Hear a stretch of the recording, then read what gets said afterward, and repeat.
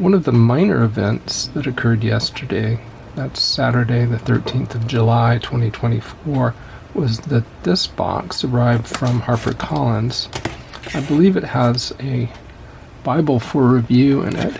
I'll try to open it left-handed to keep my arm out from in front of the camera.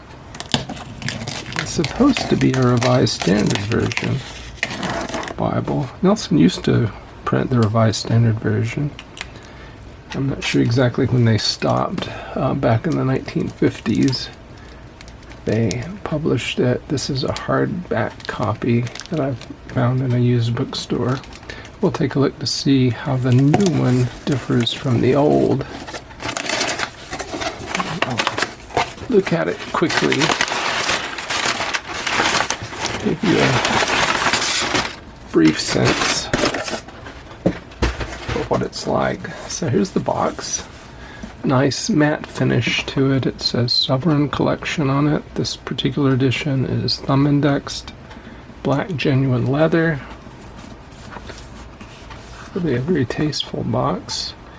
Majestic Revised Standard Version. I'm not sure I would use the term majestic, but I do like the style of the language in it. I think the English Standard Version, which is derived from it, is perhaps more accurate in places, but I like the English language style. If you like informal English like what's in the New International Version, you'll probably disagree with me. 2-column format, except I believe in poetic books. Brief book introductions, has charts on parables and miracles, end of page cross references, so not center column, has translation notes, reading plan, a topical index. So I don't think it has a concordance then.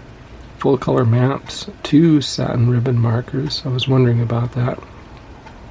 Gilded page edges, Smythe's own binding, and a 9.5 point font. So let's open it. Take a look.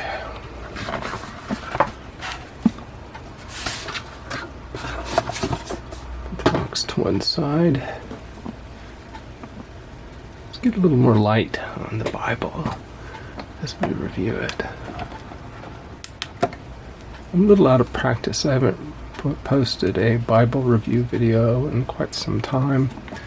There are 1, 2, 3, 4 raised hubs on the spine and quite a lot of gold there. It does say Holy Bible on the front, and you can see a line of stitching along the edge.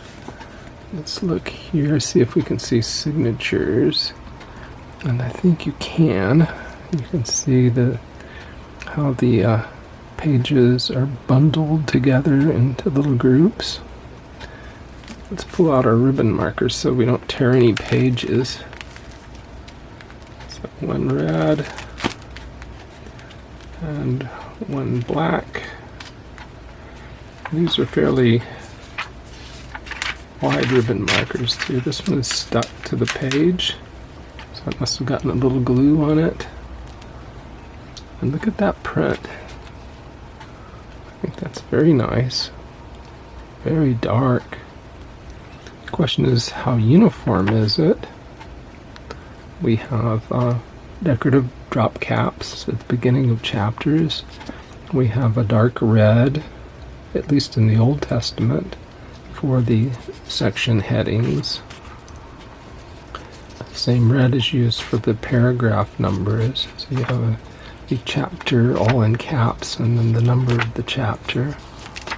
Let's go to the New Testament and take a look. I'm being very gentle with it because I want to break it in. Oh, this is good. Black letter text. I know a lot of you like red letter, but myself, I prefer black letter. Let's take a look at the thumb index approach here. So you see there are 3, 4 books for the smaller books listed on each one of the tabs. A little bit fainter print here in Romans, so we don't have quite the uniform darkness that we would like. Seems a little darker here.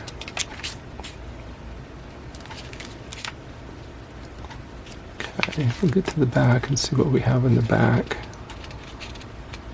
Font size is supposed to be 9.5 points. So we have the table of parables.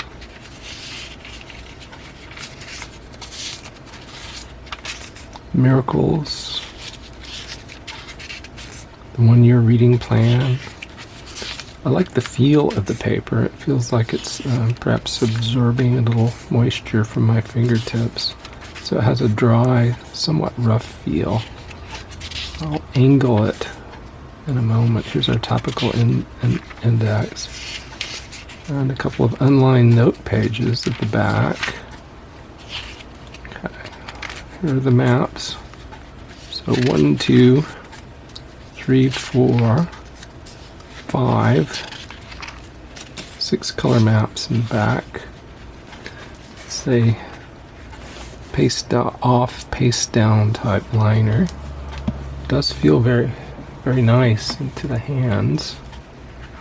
Let's put it up on a stand and take a look at this font size. So there I have my THE from my card, my comparison card, which is in Times New Roman, alongside the font here in the Bible. And the 9.5 is not bad. Lowercase letters seem a little larger. The E there may be closer to the 10-point E. Yeah, T height. It's very close there at 9.5. Now I'm looking for sheen on the paper and not finding very much at all. I turned off one of my side lamps just to see if I can get any reflection off one lamp at a shallow angle into the camera, and that's what I'm finding, not very much. And here I've turned to Matthew 28 just to compare the old format with the new. So I'm bringing in here on the left the end of Matthew 27, so this paragraph is here in the beginning of Matthew 28. And you can see how much more readable the new approach is than the old. We do have accent marks in the old text that are absent in the new. And I've noticed that although all the text and translation notes seem to have passed into the new edition, the references are different than they used to be. For instance, here in Matthew 28:4 in the old 1950s edition, it references Matthew 27:62 through 66. The new reference at 28:4 is to Revelation 1:17. So that is rather different.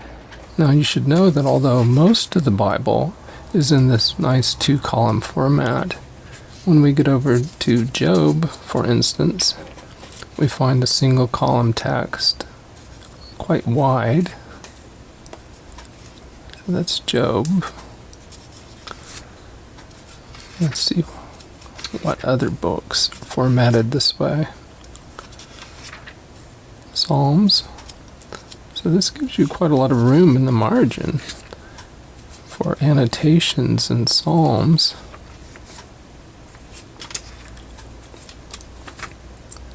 Let's see what Proverbs looks like. Proverbs is a single column as well. Sounds like a motorcycle passing by outside. Ecclesiastes, Song of Solomon. Let's make sure we're right about Ecclesiastes. Yes, Ecclesiastes and Song of Solomon are single column. And then with Isaiah, we return to double columns. And perhaps it stays that way the rest of the Old Testament. I haven't checked. We just opened this, but it seems that way. The ribbons are long enough to be useful. As you can see, they extend out at the corner quite a lot, and they are 10 millimeters wide. Let's look at the beginning of this volume. We have a presentation page. It's a little bit heavier paper than the standard Bible page. Let's look through this page here to see what the opacity looks like. So you should be able to read through the paper, but it does seem to attenuate it fairly well. You can read contents through the next page. But I don't think show-through is much of an issue here, at least from what I can tell at first glance of the contents. Those of you who are wondering, it is the 66 book Protestant canon, and it's printed in India. I seem to remember an earlier Thomas Nelson Bible printed in India that had this more matte paper. We seem to have found a more glossy paper more frequently in the other editions printed in other countries, China and South Korea. A little bit of stickiness there. Alphabetical order of the books, the Old Testament, and then Genesis. And here is an example of a book introduction. Chapter 1, 6 days of creation and the Sabbath. Chapter 2, that's decorative drop cap. Page bottom references. So I think we'll leave it there for a brief unboxing video. Thank you very much for watching.